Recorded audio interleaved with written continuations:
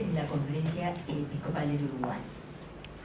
Este foro desea motivar la reflexión y la argumentación sobre temas metafísicos en un clima de pluralidad, de apertura, temas que no se tratan con frecuencia en nuestros espacios culturales. En esta oportunidad, este foro incluirá dos debates.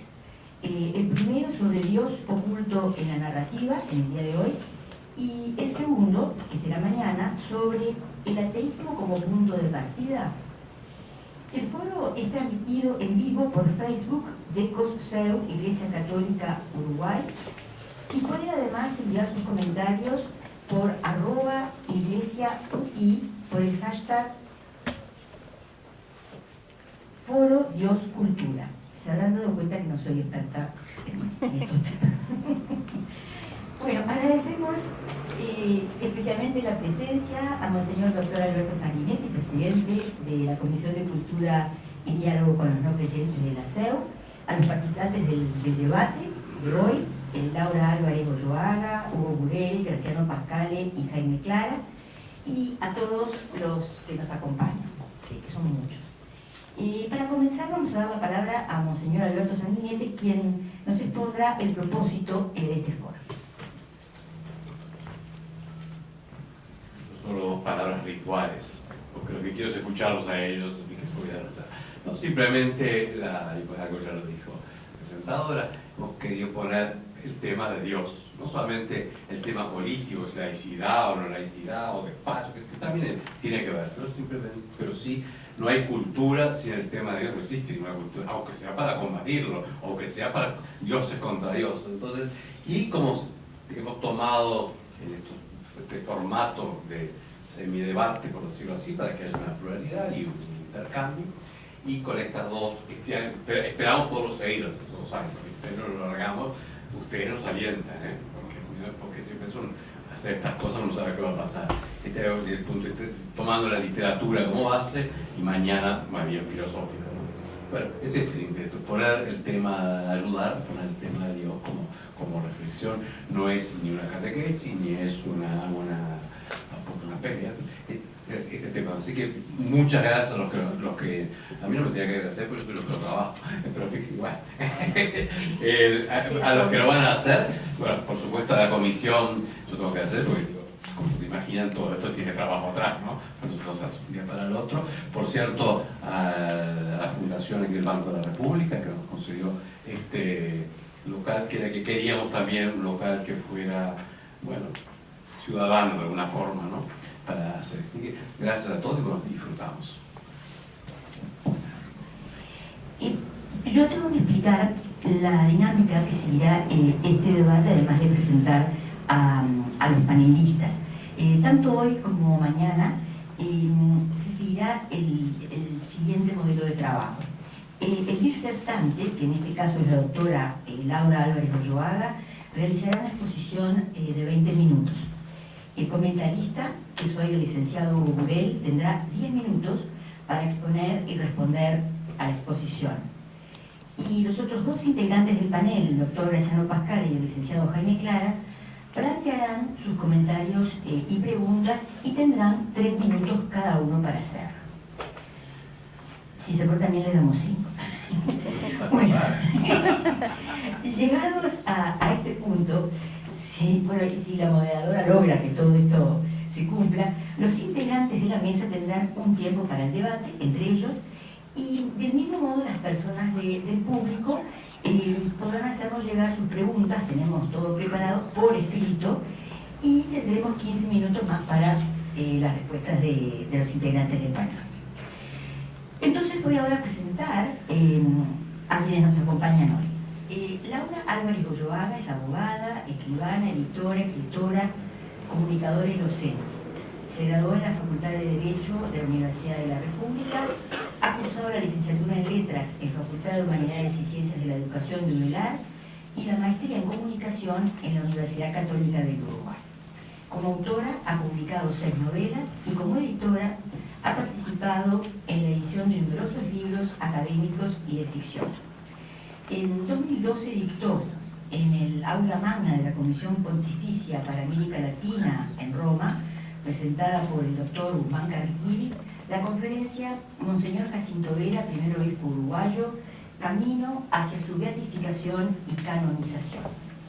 Integra como guionista y asesora en planificación estratégica el equipo del Departamento de Comunicación Social, DECOS, de la Arquidiócesis de Montevideo. Es además columnista de programas en diversas radios de Montevideo y en el quincenario Entre Todos. Hugo Burell es escritor, periodista, publicitario y diseñador gráfico.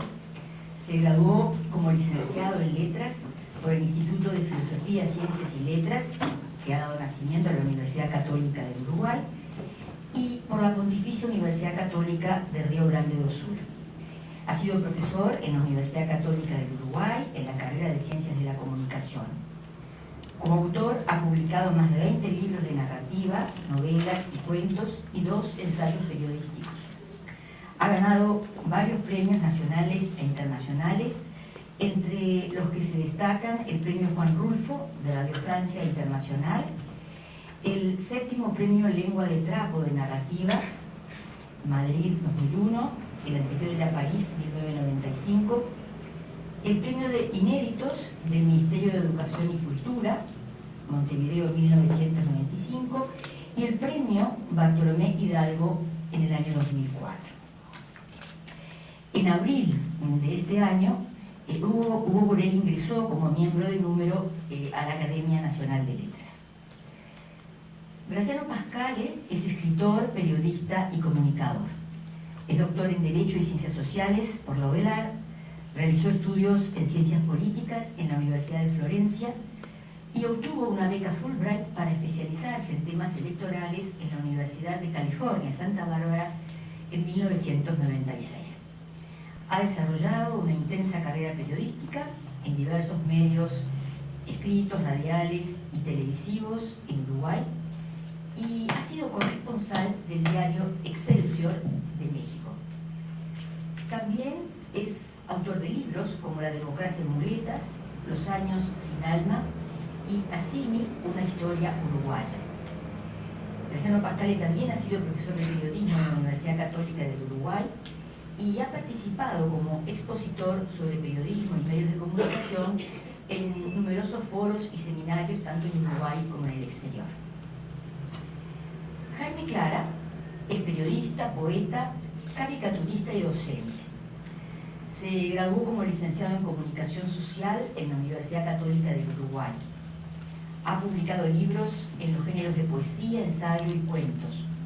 Como caricaturista, ha expuesto en muestras individuales en Uruguay y en Buenos Aires. Ha presentado además obras de muy destacados autores nacionales. Ha obtenido numerosos premios por su labor periodística, entre los que se cuentan el Morosoli al mejor programa cultural de radio, el premio José Enrique Rodó a la libertad de prensa, el premio Manuel Oribe a la cultura y el premio nacional Ciudadano de Oro. Actualmente trabaja en televisión, radio y prensa escrita y se desempeña como asesor en comunicación organizacional en instituciones públicas y privadas. Y debemos decir que su programa, Sábado Sarandí, es considerado el principal referente del periodismo cultural nacional. Damos entonces la palabra a Laura Álvarez Goyoaga para comenzar este encuentro.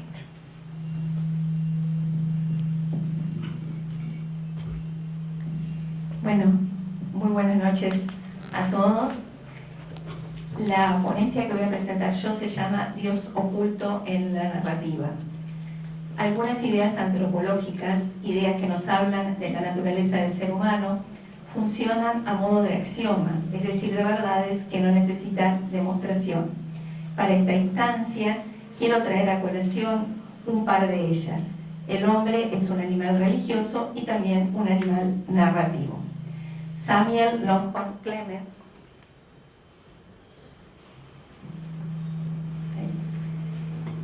mejor conocido como Mark Twain, fue un famoso escritor, periodista y conferencista estadounidense y el reconocido autor de dos grandes clásicos de la literatura, Las aventuras de Tom Sawyer y Las aventuras de Huckleberry Finn.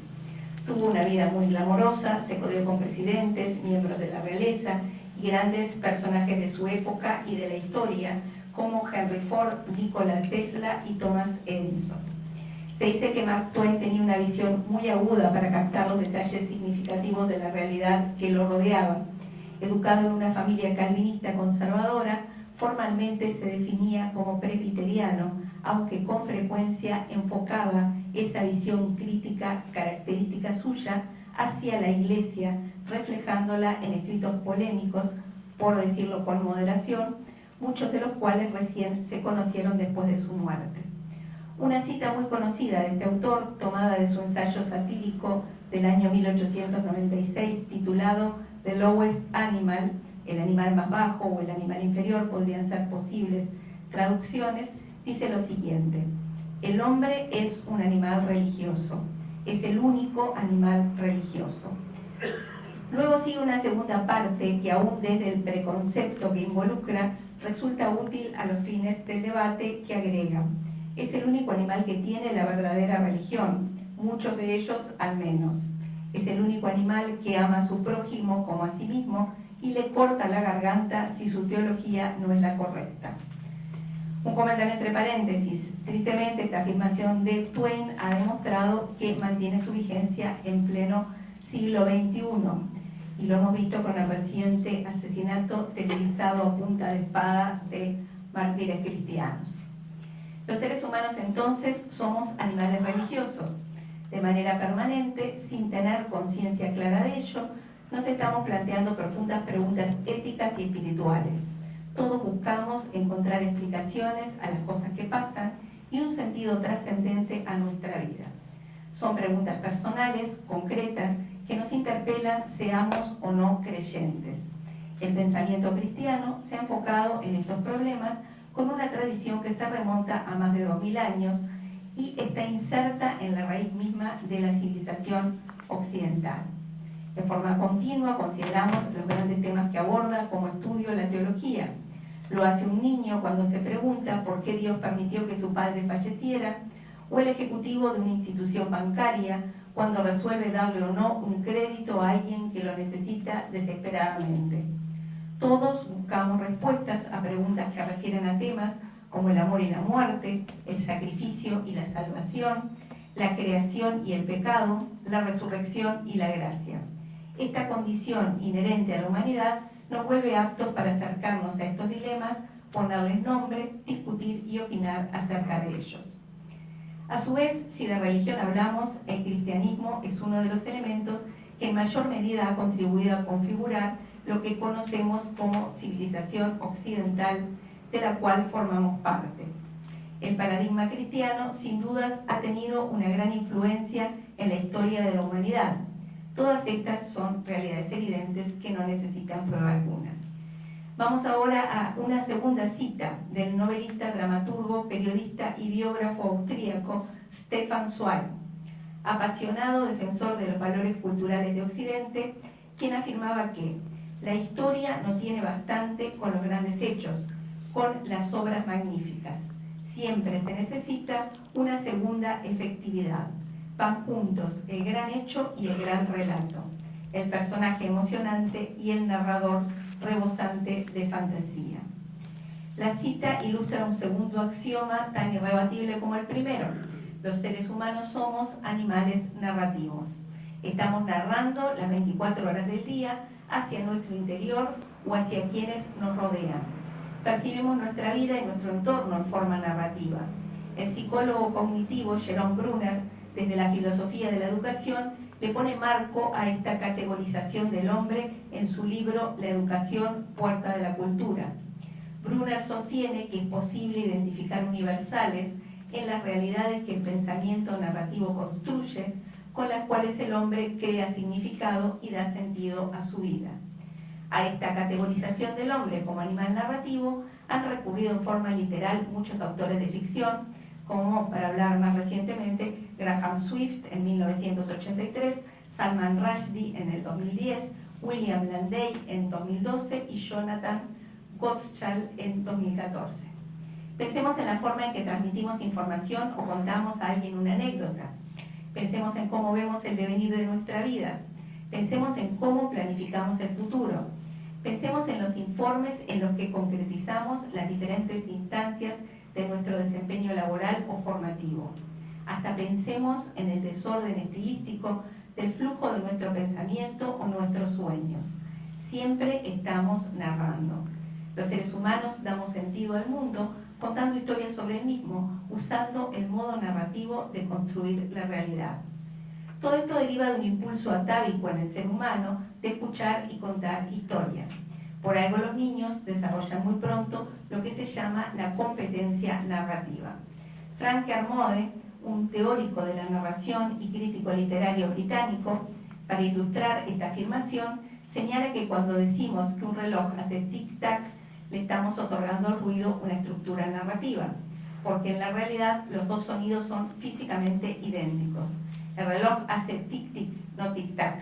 Decir que el primero es un tic y el segundo es un tac es una construcción que nosotros hacemos, una aplicación de lo que en teoría literaria se conoce como concepto de trama. Esta anécdota se la suelo contar a mis alumnos en la universidad y como todos son jóvenes, me miran con cara rara porque ya tienen relojes digitales que ninguno hace tic-tac, pero bueno, vale. El hombre entonces es un animal religioso y un animal narrativo. Occidente está impregnado de la cosmovisión cristiana. Partiendo de estas afirmaciones, la tesis postulada se formula en los siguientes términos. En toda la narrativa occidental subyace la concepción cristiana y por lo tanto la presencia de Dios. La propuesta es confrontar la tesis con 4 estudios de caso tomados de la narrativa dirigida al gran público. Esta expresión, narrativa de gran público, parte de una clasificación que divide las obras literarias en alta literatura y literatura de masas o de gran público, que a mí me gusta más. Humberto Eco fue uno de los primeros teóricos en ocuparse de esta temática en 2 de sus libros, Apocalípticos e Integrados, del año 1960, y El superhombre de masas, de 1995. La literatura de gran público indudablemente ha marcado terreno a lo largo de la historia. En un altísimo porcentaje, las obras clásicas que llegan desde el pasado a nuestros días fueron en su momento menospreciadas por su carácter popular.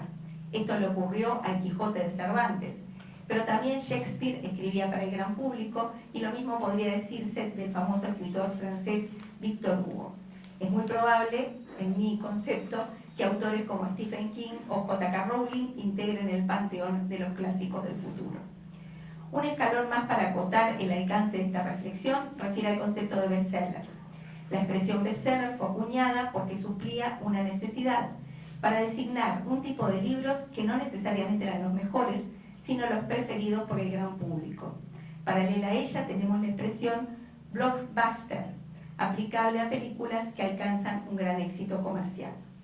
El doctor en literatura James W. Hall, narrador, poeta, ensayista y docente universitario estadounidense, en su libro Hit Lit, Descifrando el código de los mayores bestsellers del siglo XX, analiza el fenómeno de los mega bestsellers. Sostiene que todos ellos abordan temas y recurren a técnicas similares, pero el factor que los separa del resto es cómo todos esos ingredientes son combinados y las peculiares maneras en las que se entrelazan y resuenan. Y Hall dice una conclusión que me parece muy ilustrativa para esta charla. Dios vende. Para identificar uno de los factores de éxito de estos mega bestsellers, usa esta frase Hall. La sabiduría popular postula que el mayor bestseller de todos los tiempos es la Biblia. El autor refleja datos empíricos al respecto de varias listas de más vendidos del New York Times, donde esto efectivamente se comprueba. Pero yendo a la ficción, Hall asegura que todos los mega éxitos incluyen fuertes contenidos religiosos. Humberto Eco, en Lector in Fábula, nos dice que un texto, tal como aparece en su superficie o manifestación lingüística, representa una cadena de artificios expresivos que el destinatario debe actualizar.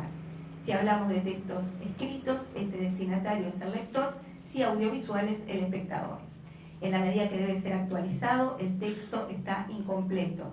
El lector debe interpretarlo y no solo recurriendo al significado que sus palabras tienen en el diccionario, sino también a su experiencia con respecto al objeto sobre el que trata. La tarea del lector es justamente actualizar ese contenido mediante una serie de movimientos cooperativos, activos y conscientes. Eco también nos explica que un texto quiere dejar al lector la iniciativa interpretativa, aunque normalmente desea ser interpretado con un margen suficiente de univocidad. Quiere que alguien lo ayude a funcionar. Una última precisión: los vehículos de los que disponemos para narrar son múltiples y las nuevas tecnologías cada día incorporan más. Series televisivas, hipernovelas, nuevas narrativas, videojuegos, juegos de rol, se suman a otras formas tradicionales de narración que perduran a pesar de ellas, como la novela, el cuento o el cine. Con este esquemático marco teórico, la propuesta es confrontar la tesis con 4 textos narrativos, mega éxitos todos ellos, entendiendo la expresión texto en el sentido amplio explicitado en el párrafo anterior. El primero de los textos a que haremos referencia es la saga de Harry Potter, escrita por J.K. Rowling. Y para este caso nos apoyaremos en el análisis de Daniel Tuminio, resumido en su libro God and Harry Potter at Yale. Tuminio, graduada en Yale y doctorada en Boston en teología, fue ordenada en la Iglesia Episcopal, organización oficial de la Comunión Anglicana en los Estados Unidos.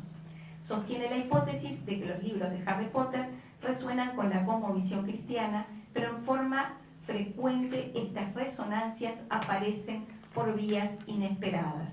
Ilustraremos este análisis, que es mucho más amplio en la obra de Tuminio, con un solo ejemplo.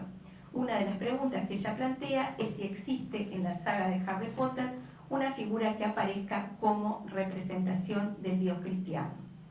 Parte para responderla del análisis de diversos personajes. El primero de ellos, el profesor Dumbledore, paradigma de sabiduría y amor. Dumbledore siempre tiene la respuesta exacta a los diferentes problemas. Es capaz de ver el gran cuadro y no quedarse en el detalle. Al principio parece que puede derrotar al mal, venga de donde venga, pero a lo largo de la saga lo vemos cometiendo errores cada vez con más frecuencia. También lo vemos debilitarse y somos testigos de cómo su salud declina hasta su muerte. Si alguno no había leído la saga de Harry Potter, bueno, ya se enteran que Dumbledore muere. En fin, spoilers alert. En el libro 7, Las Reliquias de la Muerte, nos enteramos al conocer la historia de su familia que no era en absoluto omnibenevolente ni omnisapiente, por lo tanto no puede ser la figura de Dios. Hay un segundo personaje que aparece como una figura potencial de Dios, Lily, la madre de Harry. Su sacrificio para salvar a Harry la hace aparecer como toda bondad, y el poderoso hechizo protector con el cual lo mantuvo a salvo luego de su muerte la hace parecer omnisapiente y omnipotente. El problema es que Lily fue incapaz de derrotar a Voldemort o de proteger a Harry de por vida, por lo cual no parece todopoderosa. Volvamos entonces a la pregunta inicial. ¿Hay alguna figura de Dios en la saga de Harry Potter? Tuminio sugiere que sí la hay y que aparece en ese sentido de revelación gradual e inesperada. No es una figura humana, es un actante, dirían en teoría literaria los estructuralistas. Hay en la historia un elemento todopoderoso que es capaz de derrotar a Voldemort. Es el amor. A lo largo de todos los libros, Rowling una y otra vez remarca la importancia del amor como un elemento que aglutina, tiene la capacidad de redimir y finalmente salva al mundo de los magos. Dios es amor y los que viven en el amor viven en Dios y Dios vive en ellos, dice el Evangelio de Juan, capítulo 4, versículos 7 al 8. A la luz del análisis de los libros de Rowling, no parece rebuscado proponer que la figura de Dios que presentan es la del amor, algo que es sin duda una interpretación muy cristiana de la divinidad. Dios es una abstracción, no un personaje humano, una abstracción que representa muy bien la experiencia de interacción con lo sobrenatural que suele ser común a las personas. Si consideramos que esta es una interpretación válida, al presentarnos a Dios como una figura que se revela gradualmente a lo largo de la saga, que requiere un proceso, Rowling no solo nos ofrece una propuesta congruente con la visión cristiana, sino que también propone un camino exploratorio y creativo de ver la fe. Vamos a un segundo estudio de caso, un cuento escrito por el mediático autor estadounidense Truman Capote. Son muchísimos los autores que han escrito historias de Navidad y muchísimos los que siguen haciéndolo. Todos sabemos que se celebra en Navidad, lo cual vuelve elocuente a los efectos de la tesis que este sea un tema recurrente en narrativa. El cuento al cual queremos referirnos es Un recuerdo navideño de Truman Capote. Capote, como lo hemos visto en dos notorias películas del año 2006, Infame y Capote, vivió una vida muy conflictuada en lo personal y lo público. Fue uno de los escritores más controvertidos y pintorescos de Estados Unidos, combinando el genio literario con un estilo de vida glamoroso y escandaloso dentro de los círculos de la alta sociedad. Murió a los 59 años, sumido en una espiral de alcohol y drogas, entrando y saliendo de centros de rehabilitación. El cuento Un recuerdo navideño, con una inmensa dulzura y nostalgia, narra la historia de un niño de 7 años y una prima de más de 70 años, a la cual se refiere como su amiga, con quien comparte una serie de tradiciones de Navidad. Una de estas tradiciones es hornear 30 tartas de fruta. Sabemos que la amiga del narrador es creyente, varias veces hace alusión al tema, y aunque el niño y el propio Capote, el autor, no lo sean, el relato está cargado de simbolismo cristiano. Se trata de la amistad, el amor y la caridad en Navidad. Estos dos amigos, que solo se tienen uno al otro, cocinan esas tartas todos los años y las envían por correo a una serie de desconocidos. El presidente de Estados Unidos, unos misioneros en África, el afilador que pasa por la casa, el conductor del ómnibus, entre otros. Y de ellos, inclusive de la Casa Blanca, reciben y guardan cada año notas de agradecimiento. Luego hacen regalos para la familia, todos esos parientes que, de acuerdo a las palabras del narrador, los maltrataban y frecuentemente los hacían llorar. Pintan pañuelos, preparan jarabe casero, imprimiendo en esos regalos algo propio del destino cristiano de la Navidad. Dar algo de nosotros mismos al otro y no simplemente lo material. La presencia de Dios está siempre sobrevolando la historia. Además, a través de la religiosidad de la señora, que se prepara para estar lista cuando llegue a encontrarse con el Señor. Está presente el reconocimiento de que aquí en la tierra ya comenzamos a vivir la eternidad, que en su creación vemos al Creador. El cuento termina narrando la partida de la anciana a la casa del padre de una manera bellísima. Capote, el hombre de vida desordenada y escandalosa, nos regala una historia simple y conmovedora de Navidad, donde Dios y la fe cristiana están presentes. Para el tercer estudio de caso quiero referirme a una serie de televisión titulada Breaking Bad, un drama televisivo estadounidense salpicado de humor negro con mucho de thriller psicológico. Nos cuenta la historia de Walter White, un profesor de química que por motivos personales comienza a cocinar y vender metanfetaminas, y Jesse, su exalumno y socio en la actividad delictiva. Entre el 2008 y el 2013 fue uno de los programas de televisión más vistos en Estados Unidos. ¿Cuál es el tema cultural de fondo en torno al cual se teje la trama de Breaking Bad? Me animo a responder que se trata de la redención. La serie nos lleva a reflexionar sobre las nimias decisiones nuestras de cada día, el bien que no hicimos, el deber que descuidamos, nuestra falta de amor, nuestras pequeñas traiciones. A partir de la historia de Walter White, su familia, sus allegados, resuena en el espectador el anhelo de verlos encontrar el camino de redención. No importa que tan profundo se hunda en su decadencia moral, no importa cuántas vidas se arruine, queremos creer que al final el camino de Walt hallará la gracia.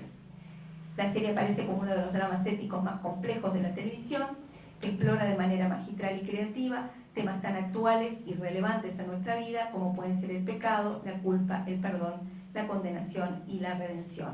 Corromperse no es cuestión de un instante, elegir el mal camino es el resultado de un largo proceso y quien mal anda, mal acaba.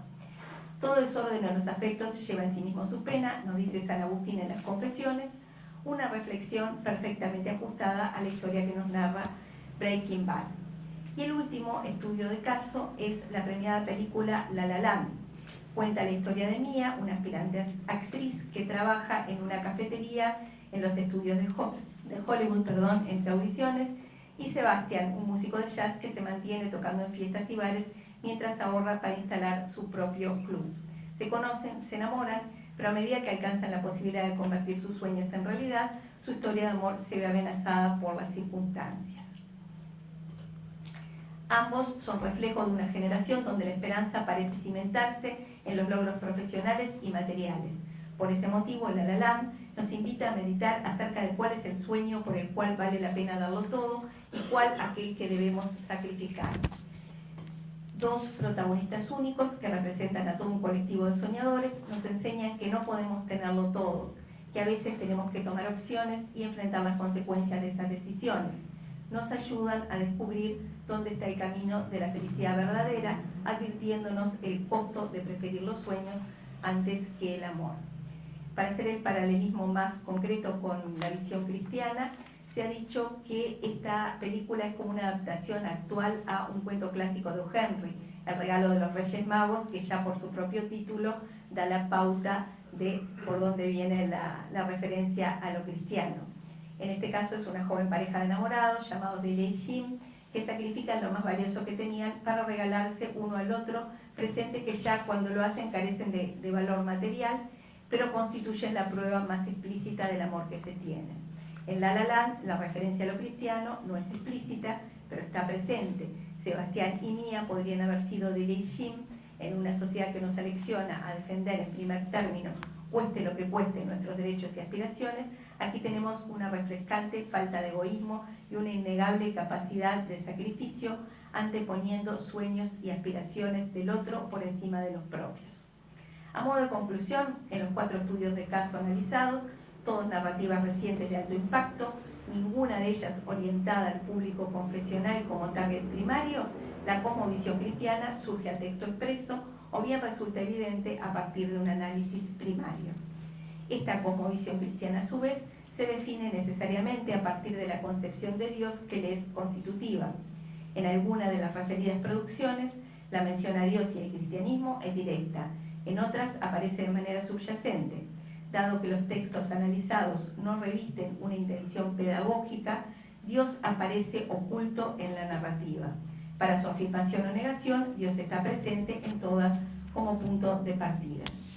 Y volviendo al principio, los aspectos narrativo y religioso conviven en forma inseparable con la condición humana, y en Occidente, religioso como sustrato cultural remite al cristianismo y cristianismo remite al Dios de los cristianos.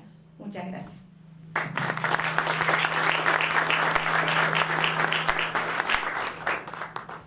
Bueno, muchas gracias, Laura. Vamos a escuchar ahora el comentario de Hugo Urey. Buenas noches, muchas gracias por venir. Lejos de responder a esta estupenda exposición de Laura Álvarez, yo quisiera partir de cierto punto de lo que ella dijo y aportar 2 escritores. En tanto soy narrador, quiero aplicarme en 2 narradores muy importantes para construir un poco más este tema, y no necesariamente desde una cosmovisión cristiana. Si tomamos la Biblia como producto literario y a Dios como su personaje principal, la noción de ocultamiento en la narrativa pierde sentido, porque el personaje principal es señalado como inspirador absoluto del relato compuesto por cientos de amanuenses que escribieron según el dictado de este. Me vienen a la memoria los versos de Borges: Dios mueve al jugador y este a la pieza. ¿Qué Dios? Detrás de Dios la trama empieza. Ese juego que plantea Borges en relación al ajedrez se puede extrapolar a esa instancia inspiradora y tal vez de dictado para el libro de los libros. El Dios bíblico es el paradigma autoral absoluto. La Biblia es el libro inspirado y dictado por Dios con él mismo como personaje central. Autor primordial, responsable de la trama más vasta e imaginable, la entera creación, y elusivo protagonista que o bien se revela en toda su potencia o se oculta a veces de manera terrible, como ante Job. No poder ser comprendido también es ocultarse, y Job no lo comprende. Como autor me planteo siempre cómo hacer para ocultarme yo mismo. La escritura siempre tiene un costado demiúrgico, y la desaforada pretensión de crear un mundo, un universo propio que consciente o inconscientemente aspiramos a lograr emulando, lo sepamos o no, al Dios creador. La trama, los personajes, la época, el espacio, la vida y la muerte, las pasiones, la violencia, todo apunta a un acto creador y fundacional. Yognapataufa, Macondo, Santa María, espacios literarios que aspiran a una existencia con pretensiones de mundos completos y cerrados. En 100 años de soledad, que este año cumple medio siglo de publicada, la pretensión de García Márquez es evidente. No oculta a Dios en su narrativa, lo emula, creando un universo deslumbrante que aspira al entorno edénico en su sentido primigenio. Ya en la primera página de la novela se permite escribir: el mundo era tan reciente que muchas cosas carecían de nombre, y para mencionarlas había que señalarlas con el dedo. Lejos de considerar el ocultamiento de Dios en la narrativa, en el sentido de incluirlo pero sin que se manifieste o se note, me ha resultado más estimulante indagar las múltiples maneras de dialogar o encarar a Dios en la escritura. Más allá del discurso narrativo que surge desde la posición creyente, como por ejemplo la de Graham Greene o la de Bernanos. Las novelas de Greene, El fin de la escapada o El poder y la gloria, encaran una postura cuestionadora de Dios y la fe que no deja de ser creyente. Incluso en El fin de la escapada hay una situación argumental que solo puede explicarse por la vía del milagro divino. Fuera de posturas creyentes más o menos explícitas o militantes, la inclusión o alusión a Dios en el relato puede ser expresada en miles de ejemplos, porque a la tentación de emular a Dios que puede impulsar el escritor se le suma la intención de descubrirlo o simbolizarlo en elementos que se alejan de lo sagrado, la religión o una posición meramente vinculada a la fe. Por supuesto, lo enfrentan y aún lo desafían cuando no lo cosifican o lo descubren en signos que es arduo descifrar.